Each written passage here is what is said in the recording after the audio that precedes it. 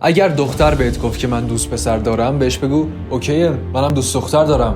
اگر میخوای گارد دختری رو بیاری پایین، اگر میخوای یخ دختری رو آب کنی، اگر میخوای کاری بکنی دختر باهات صمیمی بشه و راحت باهات حرف بزنه، برای به دست آوردن این مهارت باید این پست رو ببینیم. یکی از بزرگترین اشتباه پسرها اینه که وقتی میخوان اوایل با دختر ارتباط بگیرن، میخوان بهترین ورژن خودشون نشون بدن، میخوان بهترین عملکرد رو داشته باشن که به اصطلاح مرد رویایی باشن.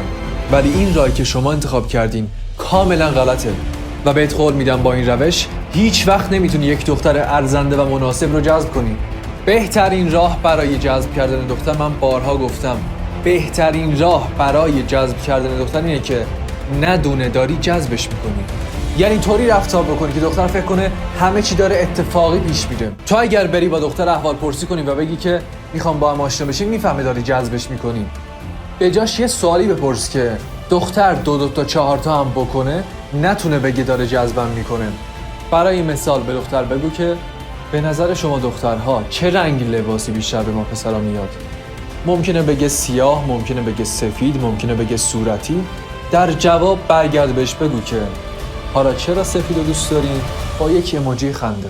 این ایموجی خنده رو بذار تا خشک و جدی نباشه. یک ایموجی لبخند بذار. اگر خشک و جدی با دختر حرف بزنی، دختر احساس خطر میکنه.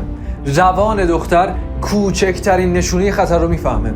برای همین روی خوشت رو با یک ایموجی لبخند نشون بده. حالا نکته بعدی، مکالمه تبادل نظره.